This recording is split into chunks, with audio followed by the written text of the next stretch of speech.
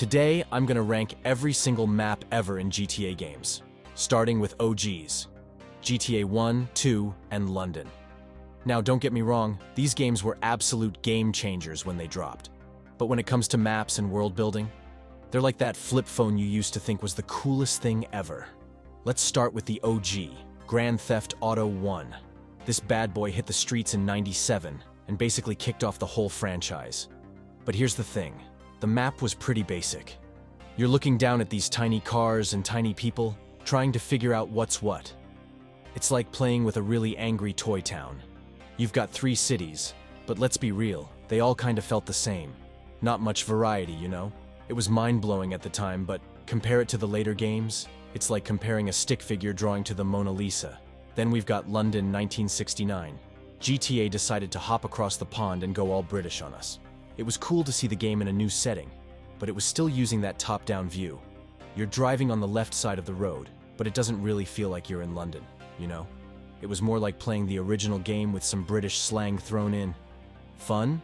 Sure. Revolutionary? Not so much. GTA 2 tried to step things up a bit. They were like, hey, what if we made everything slightly better? The graphics got a little boost, and they threw in this weird futuristic setting. It was interesting, but it felt less GTA and more like some crazy sci-fi spin-off. They added more variety to the city, but it was still pretty limited. It's like they were standing on their tiptoes, trying to see over the fence into the 3D world, but couldn't quite make it. Now, why do these early games rank at the bottom? 2 words: 3D revolution. When GTA 3 hit the scene, it was like someone grabbed the game world and pulled it into a whole new dimension. Suddenly, you weren't just looking at a city from above, you were living in it. The immersion was on a whole new level. You could see the details of the buildings, watch pedestrians go about their day, and really feel like you were part of this living, breathing city. Look, GTA 1, 2, and London were awesome for their time. They're like the cool grandparents of the GTA family. We love and respect them, but we don't exactly want to hang out with them all the time. Moving on to GTA 3. So, GTA 3 and Liberty City Stories are like fraternal twins. They look pretty similar, but they've got their own personalities. Both games use essentially the same map of Liberty City, which is cool because we get to see how the city changed over time. GTA 3 is set in 2001, while LCS takes us back to 1998. It's like a before and after pic, but in reverse. Now, let's talk about this map. It was mind-blowing when GTA 3 first dropped. We went from looking down at tiny cars to actually being in the city. You could cruise down the streets, admire the skyscrapers, and actually feel like you were in this gritty, crime-filled world. It was like going from watching TV to suddenly being inside the show. The city is divided into 3 islands, each with its own vibe. You've got Portland, the industrial area that's seen better days. Then there's Staunton Island, the bustling commercial center with shiny skyscrapers. And finally, Shoreside Vale, the suburban area with some fancy homes and a sketchy airport. It's like a sandwich of urban environments. You get a taste of everything. But here's the thing. While this map was revolutionary for its time, it's kind of like that first smartphone you had. It was awesome when you got it, but now you're like, how did I ever think this was enough? First off, the map is good, and it's definitely worth exploring. You've got landmarks like the Liberty City Cathedral, the park in Belleville, and the Francis International Airport. Cruising around, causing chaos, and just taking in the sights is fun for a while. But once you've seen everything, it starts to feel a bit empty. The main issue is that besides the missions, there's not a whole lot to do in your free time. It's like having a huge playground, but only 3 pieces of equipment. Sure, you can make your own fun, but after a while, you start wishing for more. In GTA 3, you've got your basic side activities like vigilante missions, taxi driving, and firefighting. Liberty City Stories added a few more, like the karting missions and the ability to buy safe houses. But compared to later games in the series, it's like comparing a kiddie pool to the ocean. The city itself, while impressive for its time, lacks those little touches that make a virtual world feel alive. The pedestrians are pretty basic. They walk around, maybe say a line or two, but they're not doing anything interesting. It's like being in a city full of NPCs. Oh wait, it is. And let's talk about interiors. In both games, most buildings are just fancy walls. You can't go into them unless it's for a specific mission. It's like having a chocolate bar but only being allowed to lick the wrapper. Later, GTA games would let us explore all sorts of interiors, making the world feel much more real and interactive. Now, Liberty City Stories did try to spice things up a bit. They added some new areas like the Newport Lighthouse and made changes to reflect the earlier time period. But at its core, it's still the same city. It's like when you rearrange your room, it feels fresh for a while, but you know it's still the same old space. Don't get me wrong though. These games were incredible for their time. They laid the foundation for everything that came after. The map of Liberty City in GTA 3 and LCS is like the first draft of a masterpiece. It's good. It's got potential. But you know the artist is going to add a lot more detail and depth in the final version. Chinatown Wars. Now, I know what you're thinking. Wait, didn't we leave 2D back with GTA 2? Well, yeah, but Chinatown Wars said, "Hold my beer," and showed us that 2D can still pack a punch. The map in Chinatown Wars is dense, and I mean dense. It's like they took everything cool about Liberty City and crammed it into a smaller space, but somehow made it feel bigger. You've got all the boroughs, Algonquin, Dukes, Bohan, and Broker, each with its own distinct flavor. But here's where it gets wild. This map isn't just a pretty picture. It's alive, man. Every corner of this city is packed with stuff to do. You've got drug-dealing mini-games, tattoo parlors, lottery scratchers, and even a friggin' PDA that keeps you connected to the city. It's like they took the idea of a living, breathing city and cranked it up to 11. And let's talk about those mini-games. They're not just tacked on, they're woven into the fabric of the city. The drug-dealing game? It's not just a side hustle, it's a whole economy. You're checking prices, avoiding cops, making deals. It makes the city feel alive in a way that even some of the 3D games couldn't match. Now I know some of you might be thinking, but it's still 2D. How good can it be?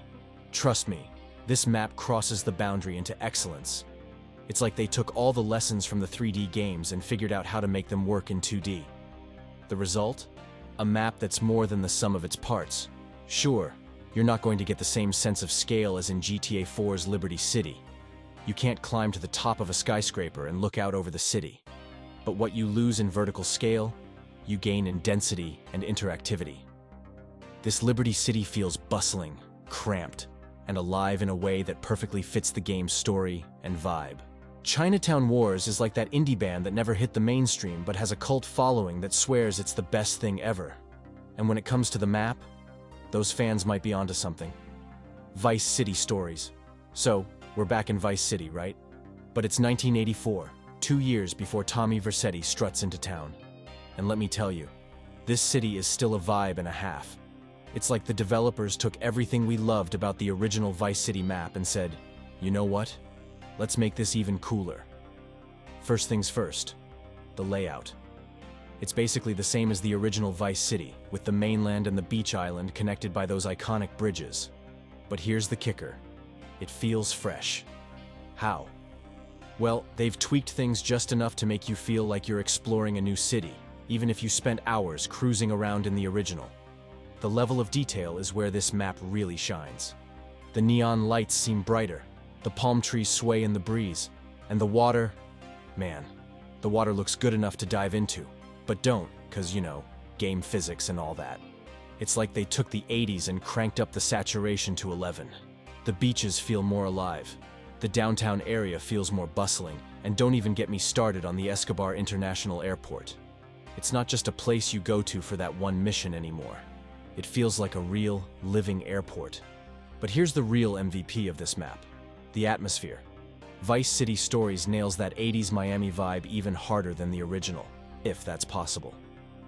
Cruising down Ocean Beach at sunset, with the synth-heavy radio tunes playing, it's chef's kiss perfection. Now, I gotta keep it real with you. There aren't a ton of new activities compared to the original Vice City. But you know what? That's all right. Sometimes you don't need a bunch of mini-games to make a city feel alive. Just driving around, taking in the sights, maybe causing a little chaos here and there. It's all part of the Vice City experience. So, we're back in Liberty City, but forget everything you thought you knew. This ain't your PS2 era Liberty City. Nah, this is Liberty City after it went through a glow-up montage in a teen movie. It's grittier, it's darker, and it's so realistic you might catch yourself looking for your apartment. GTA 4 took a hard left turn from the slightly cartoonish feel of the previous games and went full-on prestige TV drama. The city is moody, it's atmospheric, and it's got more shades of gray than a paint store. It's like they took New York City, turned the saturation down, and cranked the gritty realism slider all the way up. The level of detail in this map is insane. You've got puddles reflecting the neon signs, trash blowing in the wind, and NPCs that actually feel like they've got somewhere to be. It's not just a backdrop anymore. It's a living, breathing city that feels like it exists even when you're not looking at it. And can we talk about the size of this thing? It's massive. You've got 4 main boroughs: Broker, Brooklyn, Dukes, Queens, Bohan, Bronx, and Algonquin, Manhattan, plus Alderney, New Jersey, in the episodes from Liberty City. Each area has its own distinct feel, from the hipster vibes of Broker to the towering skyscrapers of Algonquin. But here's where GTA 4's map really shines: exploration. This city begs you to get lost in it. Turn down a random alley, and you might find a hidden weapon. Look up, and you'll see apartments with actual people living their lives. The city is packed with little details that reward curious players. And let's not forget about the interiors. GTA 4 stepped up big time in this department. You've got restaurants you can actually enter, pool halls where you can play a game, comedy clubs where you can catch a show. It's not just about the missions anymore. The city itself is part of the entertainment. The subway system? It's not just a fast travel system, it's a whole vibe. Waiting for the train, watching the city go by as you ride, it adds a whole new layer of immersion. Now, I gotta mention the weather system.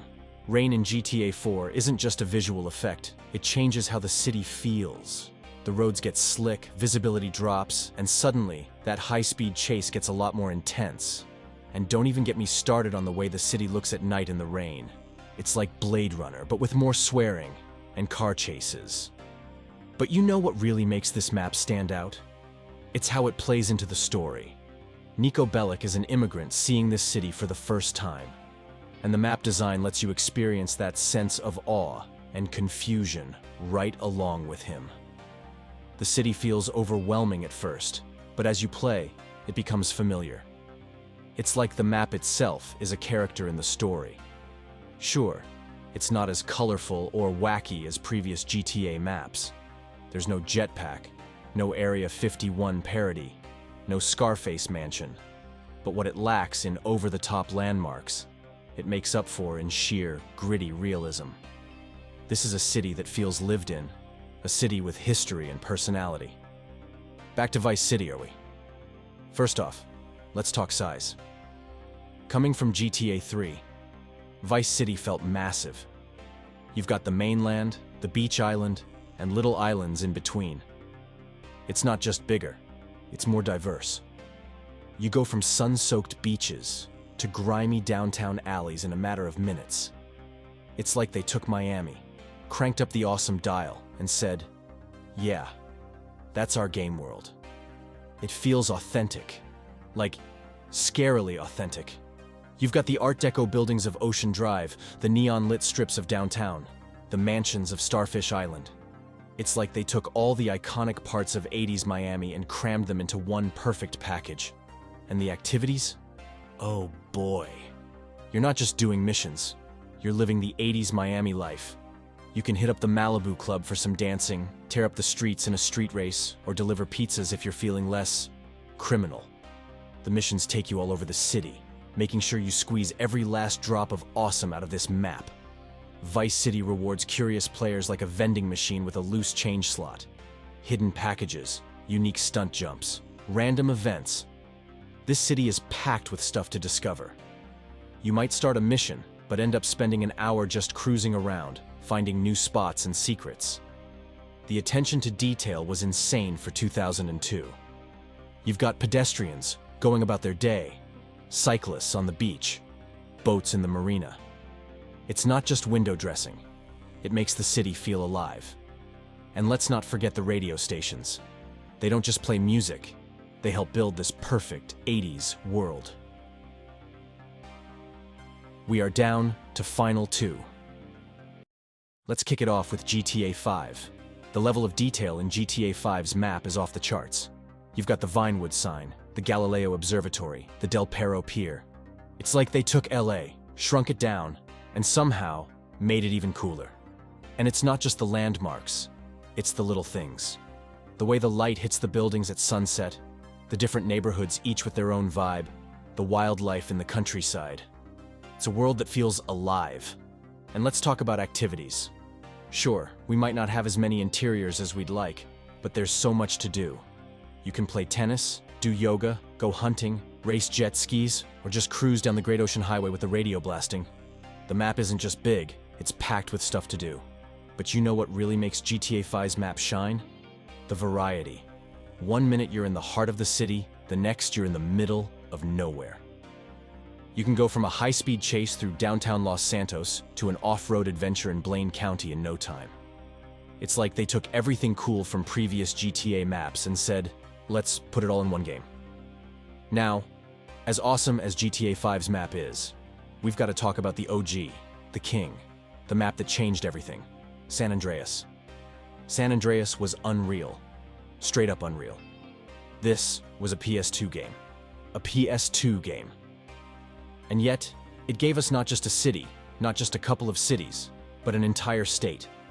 Los Santos, San Fierro, Las Venturas, 3 distinct cities, each with its own vibe, plus all the countryside in between. The variety in San Andreas was insane. You've got the gangsta paradise of Los Santos, the hilly streets of San Fierro, the glitz and glamour of Las Venturas.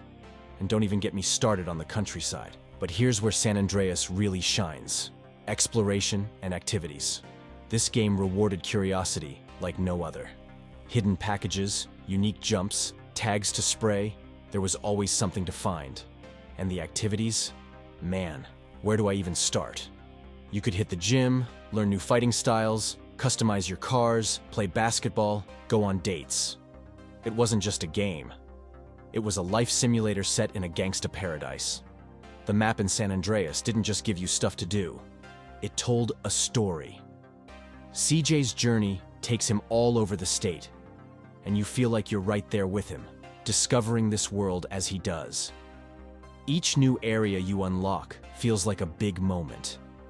And let's be real. The fact that they fit all of this onto a PS2 disc is nothing short of magic. Sure, by today's standards, the graphics are dated. But the scope, the ambition, the sheer amount of stuff they packed into this map, unmatched. GTA 5's map is like a blockbuster movie. Big, beautiful, and spectacular. But San Andreas? San Andreas is like that cult classic that changes how you think about what's possible in storytelling. And we are done. This was my ranking of GTA maps. You can share your own in the comments, subscribe to the channel if you are a big-time GTA fan, which I know you are. See ya.